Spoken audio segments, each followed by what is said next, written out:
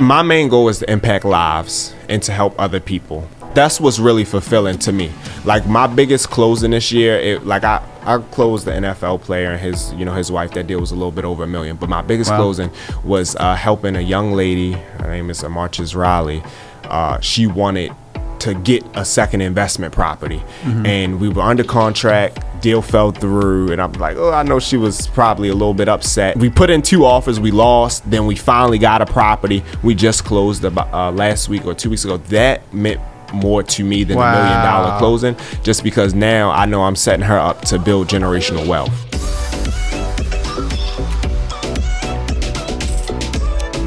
What's up, Montez? Thank you for coming on to the Think Real Estate podcast, where thoughts have no limits. I'm really, you would be surprised how anxious I am to actually talk to you.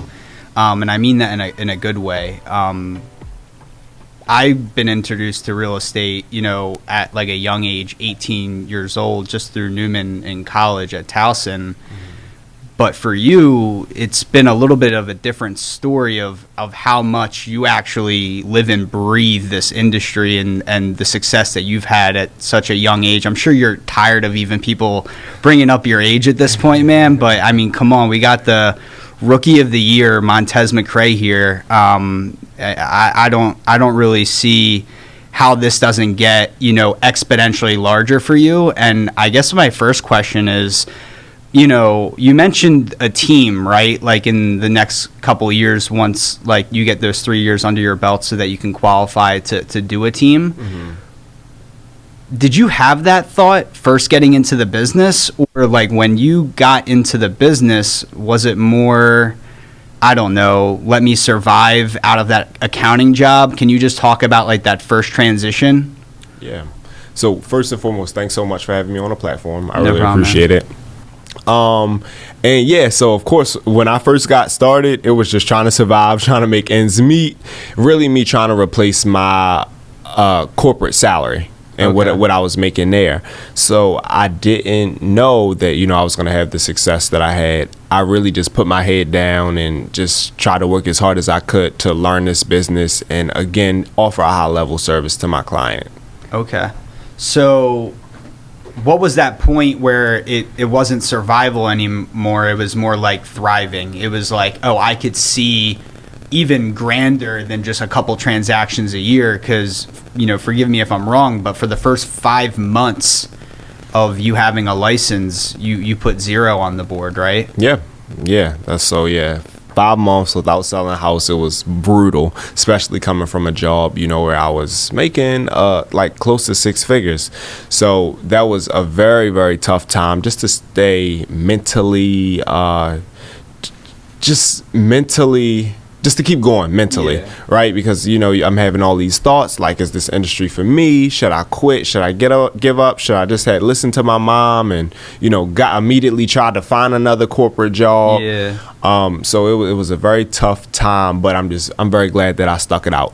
And it was probably about the 4th month, because it was like a compound. I think I sold 1 house in April, then 4 in May, 4 in June, and then another 3 in July. And I'm like, okay, I feel like I can do this, maybe.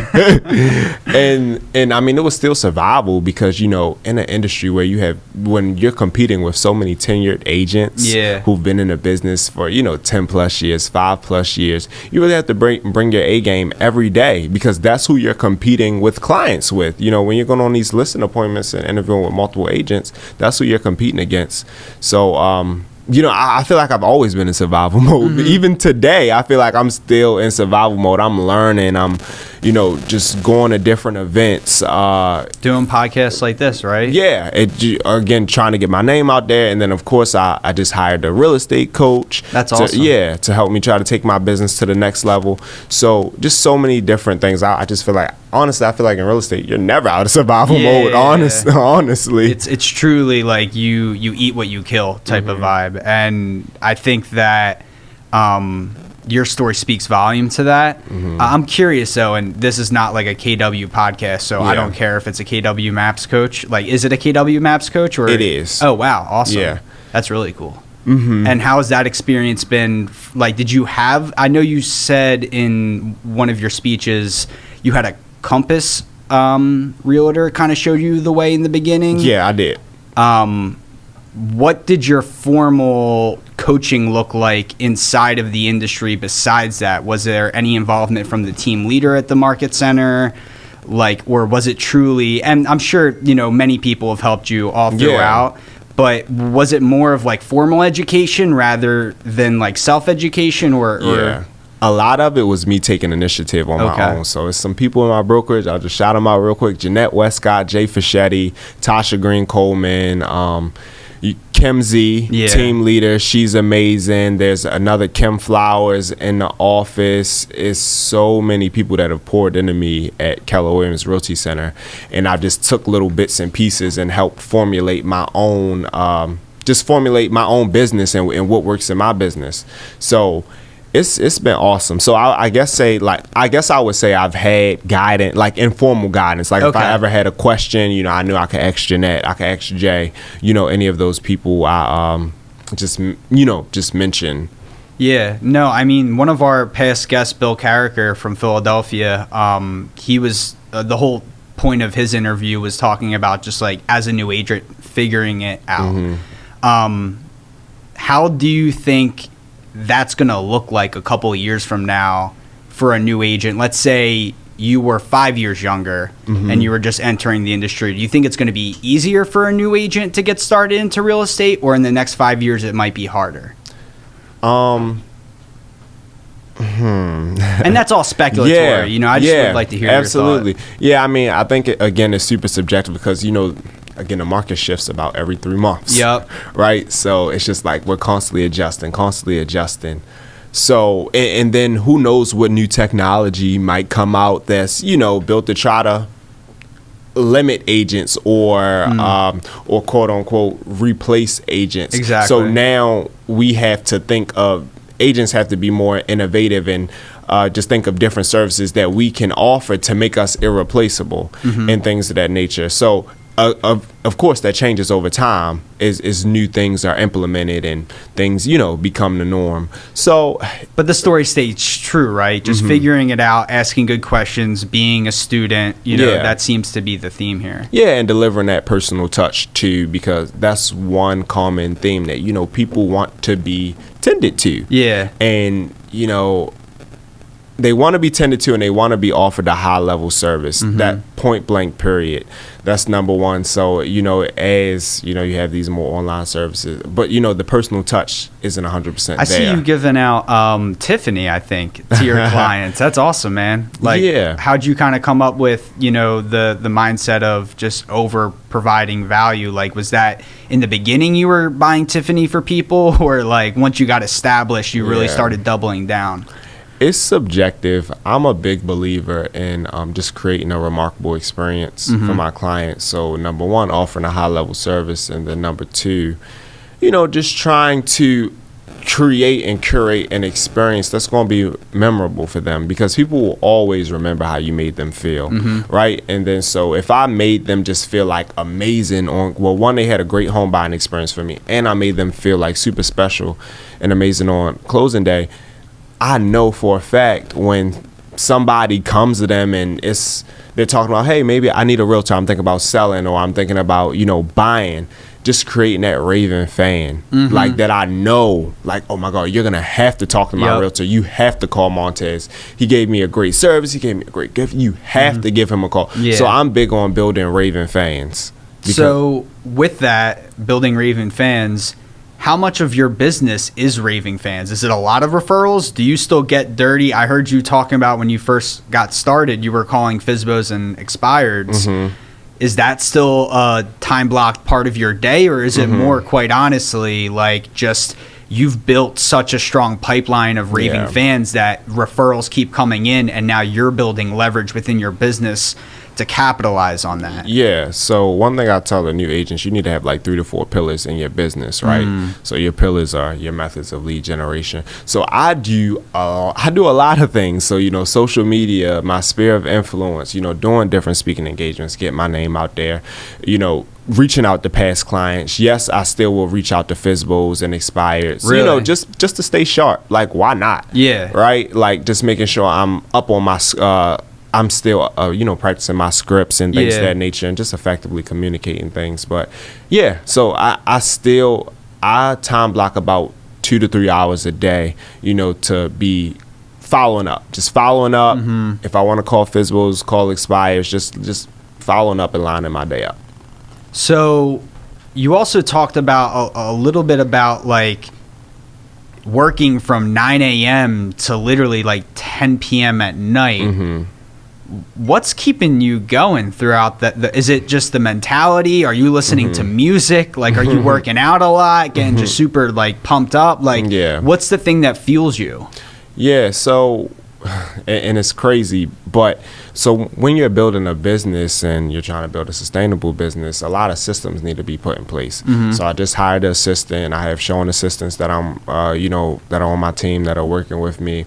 So I'm in the process of putting a lot of systems in place to still create an excellent experience, even though I'm not touching everything myself. So all the volume I did last year, that was just me, like literally just me, no assistance, no nothing.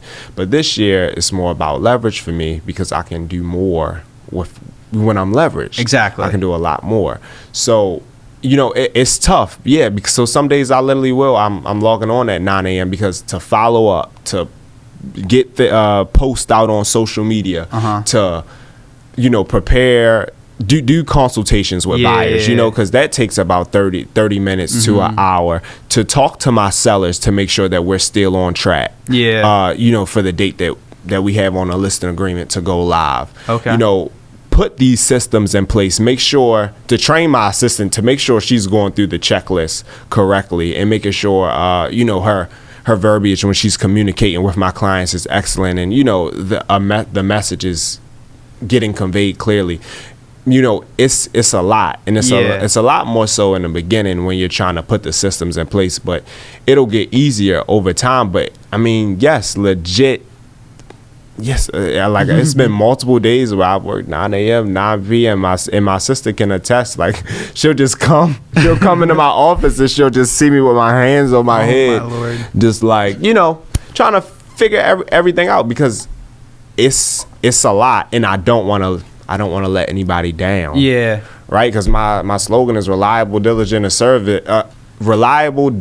and assertive. And it's just like, if I'm not reliable, I'm not being diligent. That doesn't conform with my business model. So, yeah, I mean, it's been taxing sometimes, but I just work my hardest to get it done. So speaking on the leverage, you have some showing specialists, you have an administrator. Is she like your TC person, like your transaction coordination? Yeah, so she's been, so eventually I'm probably about to leverage TC2 and leverage out the TC. Yeah. Completely, just hire outside TC and then have my admin, just doing admin things. Yeah. Because she's managing my emails, like, my texts, all that. Because she's doing a lot.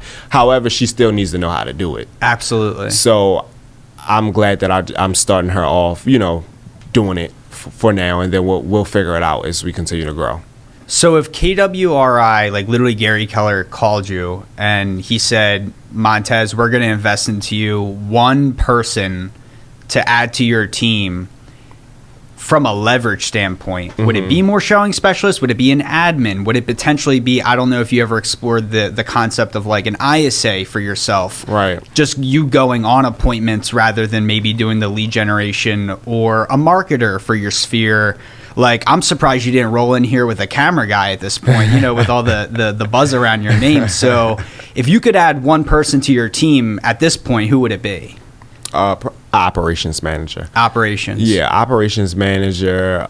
And, that role would be convoluted with a lot of different things. Yeah, someone to orchestrate all the madness, make sure that you're getting max opportunity from all the inbound that you're getting, and making sure that nothing's falling through the cracks. Absolutely, right? And then kind of maybe shift that my admin to my ISA, like to my current my current VA, shift her to that ISA role and still making sure things are, going good on the back end.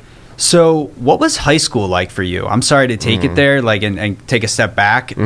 Like I said, you're probably you're tired of talking about your younger days, but what type of kid were you in high school? I'm just curious. Yeah, so I started playing basketball in the 6th grade. So like I fell in love since then. Like my goal was to play in college and all that great stuff. So yeah, and I flashed back to that because basketball was my life. That was just everything that I did. I went to Lansdowne High School my freshman year in college. And my freshman year in high school. And then 10th through 12th grade, I transferred to Chapel Gate Christian Academy, and I ended up graduating from there. Wow. And I went to play 2 years of college basketball. Why did you transition schools, if you don't mind me asking? Better opportunities. Really? More exposure to colleges. That's cool. To achieve my goal of going to college and, playing basketball. And you said you did play in college, or you did not? I did. How was that? It was great. It was very character building. I think it really helps with. It has helped influence my real estate career a lot, just because. Just being on a team, it's tough, and sometimes you don't always get what you want, but you still have to keep going, like 2 practices a day. And I didn't play a lot my freshman year, so it was tough. So again, I'm practicing 2 times a day. You still have to, go to class. And I graduated college with a 3.7 GPA. So like academics was very, very serious to me. So I put a lot of time in there, but it was just, it was tough. It was a very tough time, and I wanted to quit a lot, but I just didn't. I didn't, and I think that's paying dividends for me now with real estate, because it's a lot of transactions where you just want to walk away sometimes. But client hired you for a reason, and I'm very purpose driven. I want to help people achieve their goals. And again, in life, you can't just quit. Your family gets on your nerves. When you're a dad one day, you can't just walk out on your family. So playing basketball in college and things of that nature, it really helped build character and build mental toughness. You feel like that's what made you grow up quicker? A big part of it, because you can learn life through athletics. It teaches you a lot. Because you're on a team with 15 peers. Then you got 3-4 coaches. You're gonna have to deal with a lot, and you cannot run. You have to see these people for 4 or 5 months. You gotta face whatever it is. You gotta face it. You can't run. And hey, man, like maybe that's why, I don't know if you ever heard this quote, but like apparently 90% of people who get into this business don't make a transaction after their first year.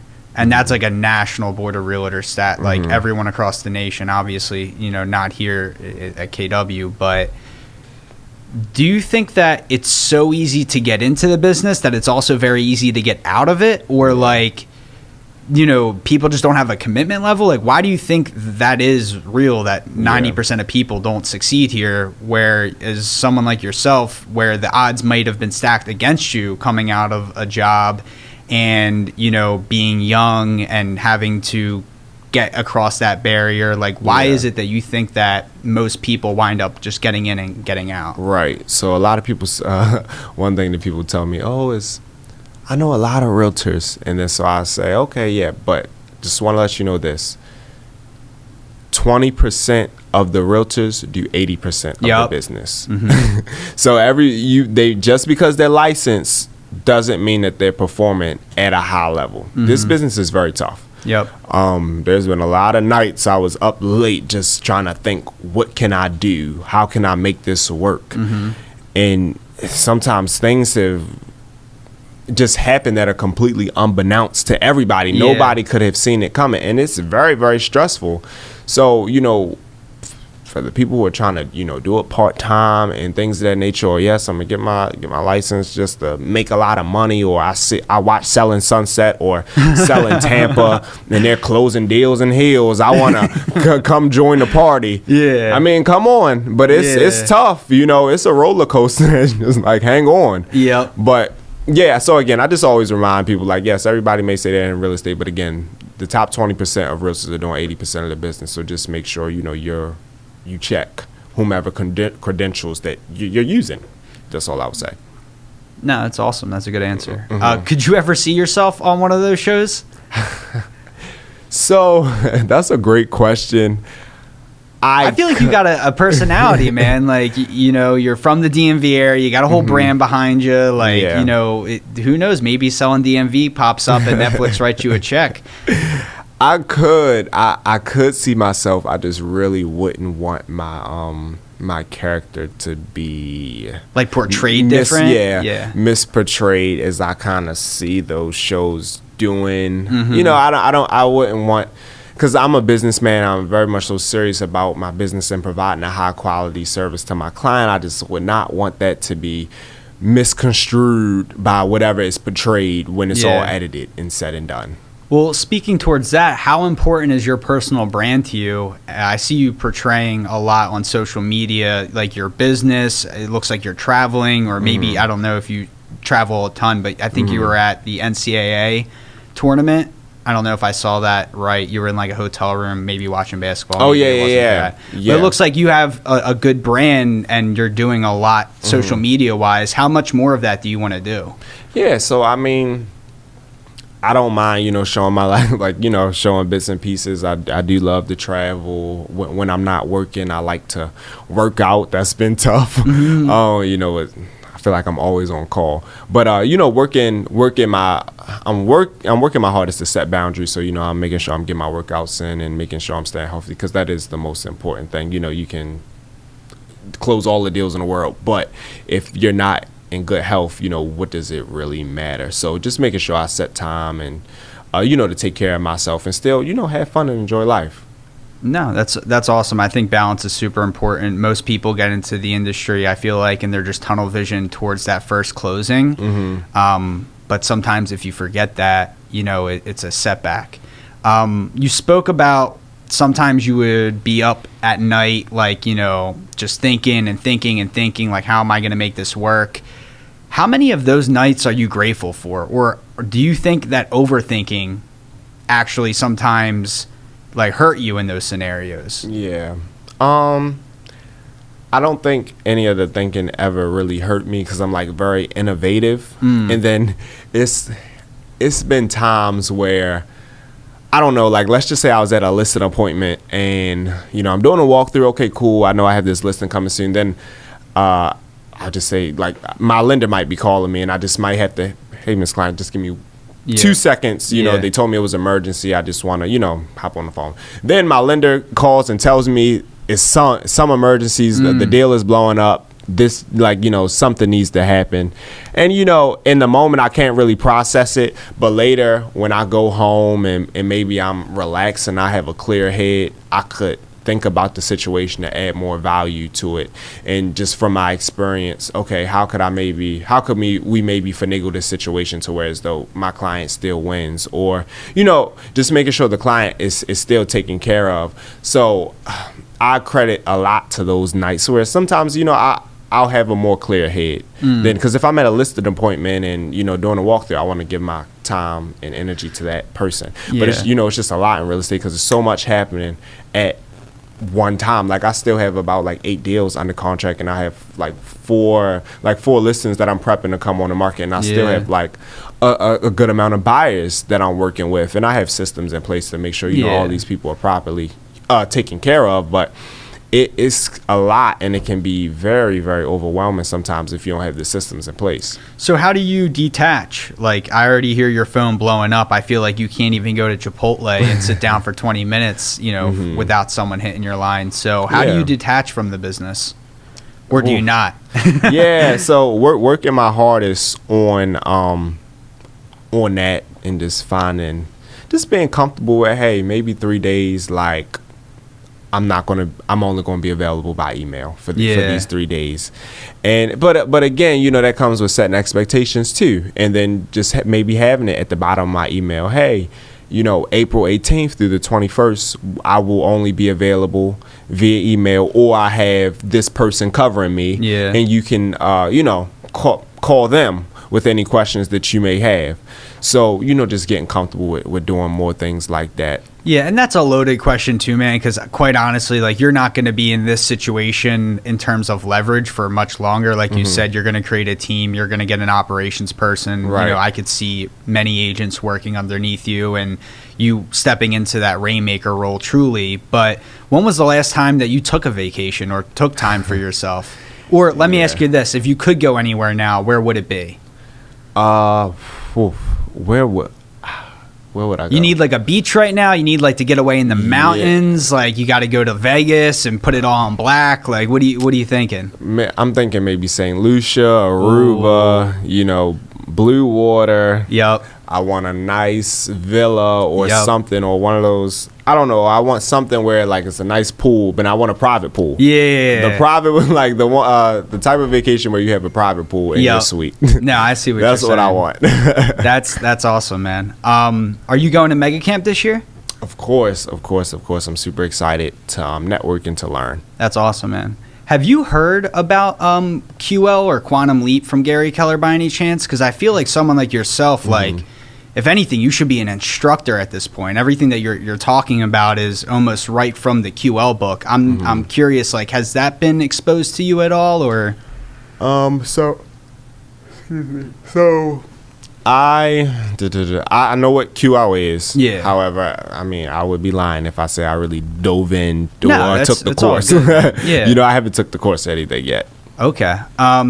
Yeah, I think something like that is a huge opportunity for you, and take that with a grain of salt. I'm just saying, like, it's like Keller Williams Young Professionals, in my opinion, but a little bit more like learning based directly from Gary Keller, if I could say that. Like, in terms of the material, I don't even know what KWYP is at its like core, and I was kind of actually hoping for you to speak on that a little bit, because you have an involvement with that, right? Yeah, so... I should have got you a coffee, man. I'm sorry. Right. So, yeah, KWIP is awesome. Again, just a group of, you know, younger professionals in a business, not necessarily age, but, you know, younger in age in the business, connecting, sharing information, and trying to grow together. And, you know, I really love it because, again, it's tough sometimes, right? When you're competing at people who are 10 years in the business, 15 years in the business. But, you know, when you have successful young professionals or people who are in this group because they're serious about growing their business and we can collaborate and things of that nature, it's really awesome. What would you like to see more in that space of, like, more networking events, like more practical training for, you know, maybe the young professionals? If you could, you know, wave a magic wand, what would you kind of give to the young agents within the industry right now? Yeah, so coaching, like, if anything. I'm just kind of curious to hear your perspective, man. Yeah, so what I think with new agents, I always say just really tapping into your market center. Like, be strategic with where you choose to hang your license, because that can make or break your career, because that's what's really helped propel my career. Being able to talk to Jeanette Westcott. I mean, I know who you know. I know you know who Jeanette Westcott is. Like, you know, being in the office with Jay Fischetti, Tony Lacey, you know, Tasha Green Coleman, all of these amazing agents that don't mind sharing information. Yeah. That's what really helped me propel my career. And then, you know, have them give me opportunities. Hey, Montez, I have this rental lead. Hey, Montez, I just got this sign call, but I'm tied up because I have 3 listings coming on the market in the next week. You know, it's a $500,000 listing. Do you want to go meet that prospective buyer? Opportunities like that I got just for showing up and being present. So I always tell my new agents, don't blame anybody else for your destiny. Oh, you know, I've been in the business and I haven't closed the deal for 5 months, so I'm gonna blame it on this market center, so I'm gonna go switch to another market center. You know, maybe like think about it. Like, have you went to every training? Have you been networking with other agents in the office? Have you held at least 2 to 3 open houses a week? You know, are you learning scripts for FSBOs and expireds on your own? You know, and that's something that nobody necessarily has to give you, you know, a ticket to do. That's stuff that you can do on your own. So sometimes, you know, when I hear agents say, "Oh, I'm leaving because this market center isn't doing anything for me," it's not necessary. It's not all on the market center. And I think that's what has kind of helped my career. I never blamed anybody for why I didn't do this or didn't do that. It was all on me. You know, accountability of just owning it. I've always been very self-sufficient, so my philosophy is I'm not gonna blame anybody else for something that I didn't get, or I felt like I was overlooked, or like, you know, we did that a lot in basketball. Oh, coach isn't playing me, coach doesn't like me. But like, the mentality should be to outwork every day. You know, just work so hard that they can't ignore you. You know, not, oh, coach didn't play me this game, it's coach's fault that my career is horrible. Like, no, just work hard, like outwork. You know, try to use every resource you have. So how does it feel now that they can't ignore you? Like, and I don't think that you feel like you have arrived at any place. Like, I can tell that your natural ambition is much grander than where you're at now, even for how great you're doing and how awesome your career is. How does it feel to be in this position now? Yeah. Well, I'm very humble, and I still have a long way to go. But, and again, you know, even like the term like I've arrived, it's crazy because it's like I still feel like I'm in survival mode, right? I still feel like I'm trying to keep my head above water, and that's why, you know, I still am working those 9 a.m. to 9 p.m. days sometimes, just trying to put these systems into place. Or maybe, you know, I might finish up at 7, but cool, I'm going to go downstairs. I'm going to watch the latest Ben Kinney and Via Williams podcast, because they had a stellar guest on there that's selling about 100 to 120 homes a year. You know, so I can decipher and see what they're doing, and figure out if I can add any pieces of their business to mine to help me get to the next level. So I think the number one thing that's contributing to my business is that I never felt like I arrived, because I feel like I'm still in survival mode, you know? Will there ever be a point, like, could anything happen, like literally GK anoints you, you know, right there on stage at Mega Camp with a sword, you know? Is that the moment where you're like, all right, screw it, I arrived? Or is there anything like a $30 million listing, like anything that would completely shift your perspective to another level? Yeah. So that's a great question. And I'll attribute this part to my dad, right? Because he just made me super humble. You know, anytime I ever got like the littlest bit of big-headed, he would discipline me. But you know, just my main goal is to impact lives and to help other people. So that's what's really fulfilling to me. Like, my biggest closing this year, I closed the NFL player and his wife. That deal was a little bit over $1 million. But my biggest closing was helping a young lady. Her name is Marches Riley. She wanted to get a second investment property, and we were under contract. Deal fell through, and I'm like, oh, I know she was probably a little bit upset. And then she actually ended up contacting me a month later after the deal fell through, and we looked at we put in 2 offers, we lost, then we finally got a property. We just closed about last week or 2 weeks ago. That meant more to me than $1 million closing, just because now I know I'm setting her up to build generational wealth. Yep. How much does that play into your business, helping people with investment properties, or do you see yourself stepping into that more?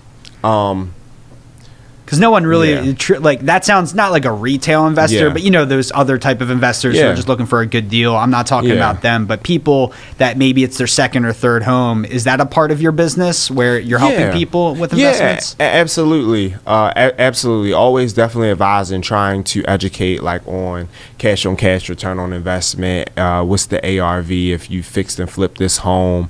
All of that different stuff. It was important to me that I got knowledgeable in that aspect so I could add more value to the investors and things of that nature. Or people who I knew who, hey, I'm thinking about investing. You know, I could tell them, hey, you will want to research, you know, just research different areas that are coming up too, that you see the municipality developing in, that you see a lot of buildings and new gas stations and all that good stuff. That's an area that might be appreciating market over time. So just know why you're investing in that area. No, that makes sense. I'm curious though, to that point, have you heard about like this Airbnb thing like that people are doing? Most people are like doing short-term rentals. Not most people, but like apparently a large population of our millennial generation isn't going to buy a house. They're just going to keep on renting into Airbnbs. Do you see that as like a fad, or like maybe, you know, there's something there? Yeah, so I own 2 Airbnbs. Wow. But my sister and I, we own the houses outright that we Airbnb. So, and you know, my sister, she was big on, you know, corporate leasing or rental arbitrage. Sorry. Yeah. You know, and it's fine. But you really, really have to have done your due diligence. Yep. And that's what I was telling my sister. Just because, you know, if you do a corporate lease or rental arbitrage per se, you know, number one, you better read that lease. Yep. And 9 times out of 10, they're going to charge you a rental premium if they know that you're not living in there. You know, it is a corporate lease. And 2, you know, if you're stuck with that lease, if the property isn't occupied, like, you really just have to look at the numbers. Like, hey, if this property is at least occupied 15 days out of the month, does that at least is that my break even point? Yeah. Right. Just really knowing the numbers and looking at your worst case scenario before you put all of these properties in your name, because, you know, things could go south. And then also looking at your risk tolerance. How much extra cash do you have on hand if things don't go as planned? So are you looking to acquire more of those, would you say, or not really? Like, you're going to make your money elsewhere? Yeah, so I have 2 Airbnbs, 2 long-term rentals, then I own the house that I live in. Wow. But it really just depends. My sister, she manages the 2 Airbnbs. I mean, we make a great deal of money. Because, you know, because she's done her we did a lot of due diligence before we even purchased the properties on the areas that we were buying in, and researching laws and things of that nature that influence how the Airbnb can be ran as well. That's another thing. People just, I want to start Airbnb, but you have to read the fine print, and you also have to know like the local laws pertaining to Airbnb. So there's a lot of upfront due diligence that people need to do before saying, I'm gonna go do a corporate lease and things of that nature. So to take into another direction, and I kind of touched on this, like, you know, when have you went on vacation? Let's say you only have 30 minutes in your day free time, you know, that's unplanned. Are you playing basketball? Are you watching Netflix? Are you reading a personal development book? Like, be honest, like, are you on social media, TikTok? Like, what are you doing with your extra time? So I love to try to, like, if I could squeeze in a 30-minute workout, that would be perfect. One thing I really, really love to do, you know, I'm renovating my home right now, just making it exactly how I want it to be. So just the home that you live in? Yeah, the home. That's awesome, man. Yeah. So just when I come home and I want to sit down, or when I'm done working for the day, like, it's peaceful, it's nice. I can, like, fully admire the space and watch TV. I love, like, I really enjoyed March Madness. You know, just being able to relax in my home, watch the games. Like, it was amazing. It was awesome. How's your social network? Like, I mean, like like your friends and whatnot. Do you have a large group of friends? Is it like more of like a close circle of friends? How have friends influenced you? Because I know sometimes, like, they can be like outside influences, especially like maybe when you just got started into real estate. I'm sure, like you already touched on, your mother was saying, hey, you know, maybe something more corporate. Did you feel like your friends encouraged you to go all in on your passions and dreams, or did you have to switch up crews type of deal? Like, what happened? So I don't have a lot of close friends my age, because, again, at 22, a lot of people are still trying to just figure it out. And it's still me. I'm still, you know, trying to figure it out and figure out what direction I want to go. But it's a little different now because I have so much responsibility. And how I've created a business, and I want to be there for my clients. I want to run an awesome business. So it's a lot than like the average 22-year-old who might just wants to go out, party, have a good time. So I don't really have a lot of friends my age. A lot of my friends are older because it's a different conversation. And then, you know, it's just a lot, you know, a lot that I've been, you know, blessed with that, you know, I need to protect and things of that nature that people just aren't as, you have a lot to lose potentially compared to just the average 22-year-old. Absolutely. You summed it up perfectly. A lot to lose. So just protecting my energy, protecting my space, and you know, just creating a great environment. But what I found is that I have some great realtor friends who can kind of understand, like, you know, we have a lot more similarities. And yeah, like a lot of my friends, but to make it a short answer, a lot of my friends are older just because, I mean, I'm so young, but a lot of people tell me like I'm old spirited. Yeah. So that's what I would say. A lot of my friends are older. They understand more, and it's a lot. You know, it's a lot going on. No, I can relate to that. Like when I went to Towson, Shaquille McCray just took me under his wing, and that was like, even at the time, he was still working at the railroad before he was even in real estate, and his mentality just on life in general, I feel like I couldn't find necessarily, you know, with some of my closest friends from high school back in the day. But at the same time, like I you know, still do believe that like having a social, you know, environment is important and whatnot. I was just kind of curious to hear your perspective on that.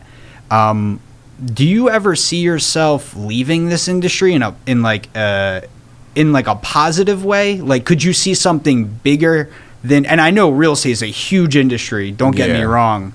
But do you ever see like a technology play? Maybe you come out with a brand or this, that, the other thing. Like you get into a different sector with all the connections that you made inside of real estate. I mean, obviously there's a lot of, I always get this word wrong, ancillary, is it ancillary, Jeff? Ancillary businesses inside of real estate, like title and all that other stuff. But forget that. Is there something even more that you've been, you know, wanting to itch on, or is real estate, at least for right now, your home? Yeah, real estate, at least for right now, is my home. Of course, you know, I love to try to build businesses on businesses because, like, you know, that's the real path to wealth. At least 5 to 7 different streams of income. I love building too. I love like the construction process. I did a flip in Baltimore City not too long. Well, I actually buried it by rehab refinance with a partner of mine. So that was awesome. So I'm really intrigued by the whole building aspect. I had a celebrity client. We're doing a new construction deal. Oh, wow. In Annapolis, and it's almost finished. So he purchased the land, but you know, that's a whole different story because there's well and septic. So you're looking at the perk test. You know, how deep do they have to dig? Was that your first time like learning that whole experience? It actually was. Wow. It actually was. But I had some great people who took me under their wing. Took me under their wing. The builder was amazing. I have some mentors in my office who do a lot of land sales. Wow. So you know, it was beautiful. It's just beautiful to see that. To go from raw land to a beautiful 4,500 square foot modern style home, floor to ceiling windows, LA style home, like it's crazy. It's how much you think it'll be worth in like a year or two from now if you had to predict? Literally, I'm thinking that because I think he's all in at like maybe $950 to $1 million. Wow. But maybe he could get 1.2, 1.1 because again the home is so unique. Yeah. It's so unique, and then it's in Annapolis. Yeah, it's that's perfect, like the niche market type of vibe. Like celebrities, people are trying to go there. I mean, they hear about Maryland, they hear about Baltimore, obviously, but Annapolis is like it's surrounded by $1 million to $2 million homes. Perfect location. That's awesome. How did you land that? Was that through social media? Did you just meet someone, or just keeping in contact? One of my mom's good friends, he was in the hair business as well, in the stylist business, and yeah. That's awesome, man. So I heard you say on stage you would have to market yourself to your parents' generation almost. What's the easiest way for a young realtor to say, okay, no, I am going to take charge of my professionalism? What's the first step? Is it the brand on social media? Is it how you present yourself maybe at a listing appointment? Or what do you think it is? All three. So number one, like on social media, I'm not out like, hey guys, I'm at the club. Like okay, if you go to the club every now and then, but like every Saturday, Friday, Saturday, Sunday, I'm like, how am I going to trust this to do my deal? How am I going to trust them to help me transact? Yeah, when they're buying fireball shots at 3 in the morning. Yeah, and right, and I mean.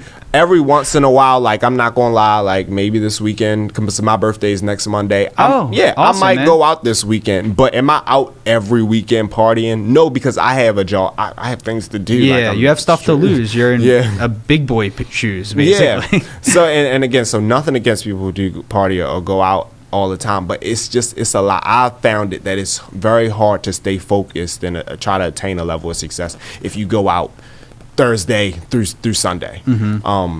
You know, that's just my opinion. And then plus, you know, people may look at it. I already have the 22 thing working against me, so people may have look at it like, oh, like he's just a typical 22-year-old. Yeah. Why would I give him my business? Wow. You so know. this is even the time to double down more on the professional narrative. Now that you even have more success, it's like, no, I have to really show these people who I am. And then, like, you know, and then people think all different kind of things. Like, oh, if I support his business, this is what he's out here doing, this with the money. People, like, you know, people think so many different things. Yeah. But I would rather just to limit the narrative to what I want it to be. And the narrative that I want it to be is that, you know, when you come to my social media, all you need to know that if I'm looking to buy or sell a home or invest in real estate, Montez McCray is who I need to call. Why? Because every time I come on this page, he either just listed a home, just sold a home, you know, just got a deal under contract. Yeah. Oh, you know, he's meeting with a new business part. Like, he's doing something towards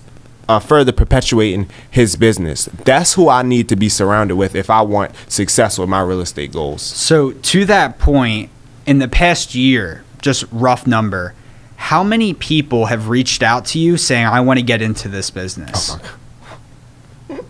And what are you So doing many. with those people? Are you talking to them, or? It is I try to talk to many. Out of it? I try to talk to as many people as I can. Yeah. You know, I like send a voice message or something, but I would love to do coffee and sit down with everybody and, you know, have a phone conversation with everybody. But if I did, I wouldn't have time to run my business. Yeah, because only a certain percent are going to pass the test, if not even make it that far. And not even like, you know, how far they make it. I would love to connect with everybody and give them personal time, but it's just very tough. You know, to try to run my business, and because again, if I'm not producing, if I'm taking time to talk with everybody who reaches out and I'm not producing, then they all of a sudden they don't want to talk to me anymore because I'm not producing. No. So, you know, just trying to work my hardest to reserve my time too. That's what I'm learning. That's, you know, very important. I'm excited for the ops person that you add on, because it's going to be like a Montez machine with all the different opportunities that are coming your way. I mean, you got people reaching out potentially about getting into the business, and we both know, even from you being a team leader eventually, how much that'll benefit you.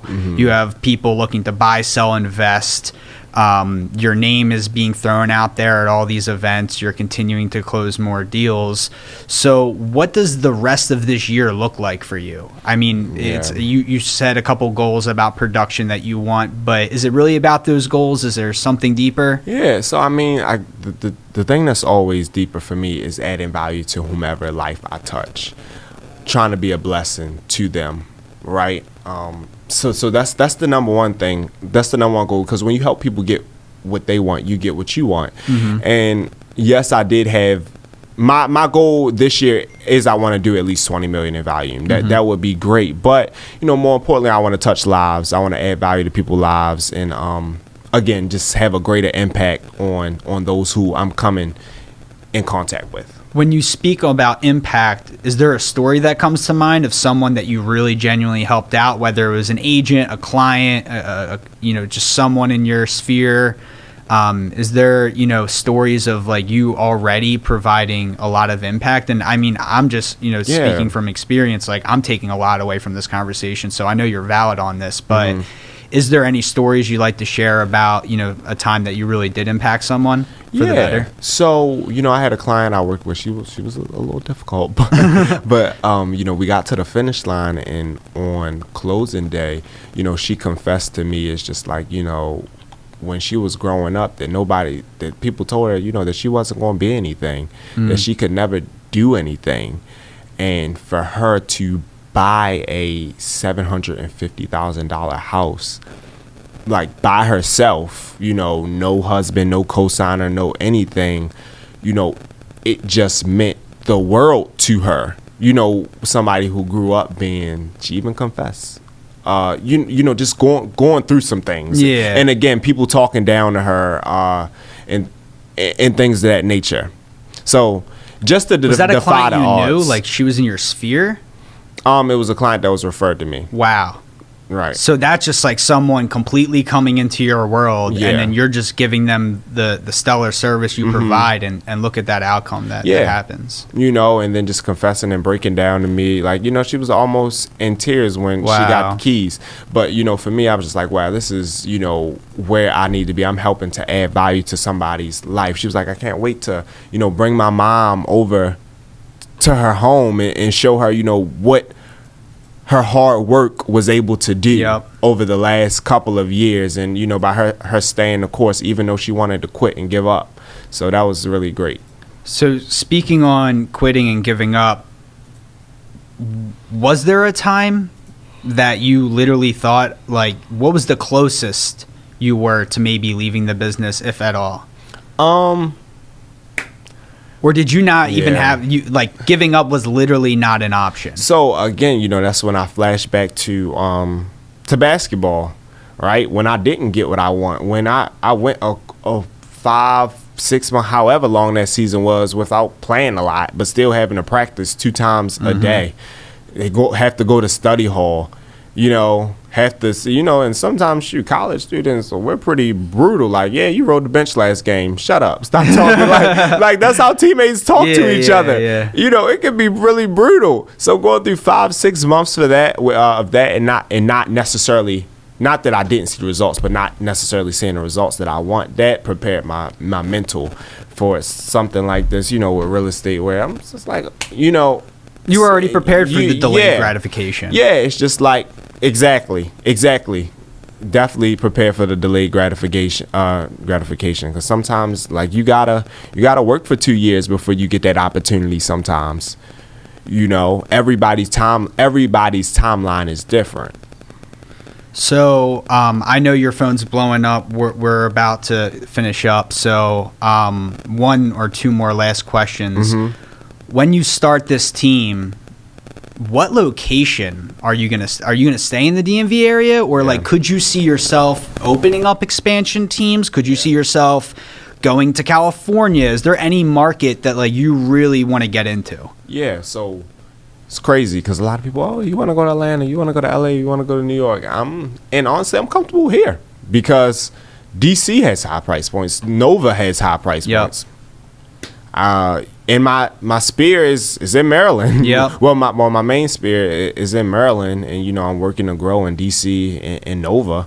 But so honestly, I think I'm in a place to be. You know, I think I'm in a great place. You know, we have some amazing price points in DC and things of that nature, Howard County, and not necessarily just all about the price points, but you know, that helps too, right? I know a couple agents who did 20 deals last year and they did 20 million in sales. Exactly.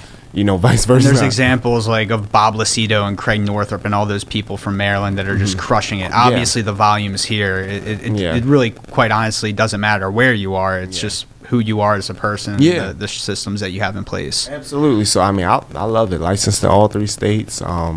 You know, it's working for me right now, but my team would probably be niched in, like, you know, Howard County, and you know, we would probably niche in Howard County, and then I would have to really have a conversation of what expansion look like, you know, with somebody who was more experienced with running a team. You know, because I know some teams that are hyper local. Yeah. You know, and they're very successful, and that's their, like, theme, that's their niche. And then you have other teams that are, like, more so just all over and just crushing it. So I guess it all depends on the direction that I want to go. It seems like you're more hyper local right now, and I don't mean that in a negative way. I just like, it's two different styles of businesses. Do you like that more? Like, do you like being more into the community, more rooted with the place that you're selling and you grew up around here? Like, do you like that aspect of it? Yeah, I do. I do, but I would love to see myself get more into Howard County, Montgomery County, you know, some areas closer towards DC, Nova, like doing a lot more business in DC. But again, it's a whole different market that I still do have to become an expert in. I have done some selling in those areas, but just still more due diligence that needs to be done. And that's why I'm just happy that I still do have this 2 years to grow, right? To grow and to be manifesting a team. Awesome. Last question, I promise. Let's say, you know, after this interview, I disappear, right? Like, we don't see each other for another 3 years, and then maybe in Bowie at a Starbucks, and you're like, oh, there's the goofy guy that interviewed me 3 years ago. Perfect world. Inside of the real estate industry, what does your role look like inside of an organization like KW or even just real estate in general? Yeah, it's great question. I'm actually going to. Well, I went to the Cultural Summit with John Clyde, and his group, and so after 2 days ago, I actually messaged John Clyde, and I was just like, hey, what made you go towards the leadership route? Yeah. Right. Like vice versa, continuing to, to be a rainmaker or a mega agent. And we're supposed to be having that conversation soon. Right. Just so I can start to learn and explore the different opportunities and benefits out there, so I can see what's going to be, more advantageous to me. But again, I do know my main goal is, again, to add value to others' lives and to help people. But I do still love selling real estate. Like, I just do. Like, I love it. It gives me an adrenaline rush. But so I would say the answer to that question, it's unknown to me at this very moment. We'll do another interview 3 years from now, Boom. all right? Yeah, and we'll make it work. Absolutely, brother. Yeah, and that'll be great. Well, I appreciate you hopping on, man. This was very valuable for me. I'm sure it was valuable for the community. We'll be keeping up with your success, so let's definitely stay in touch. And again, thank you for coming on. Thank you to everyone who's watching. And you have any last words to say? No, well, thank you so much for the opportunity to be on the platform. I really do appreciate it. Awesome. Thank you, Montez. Thanks.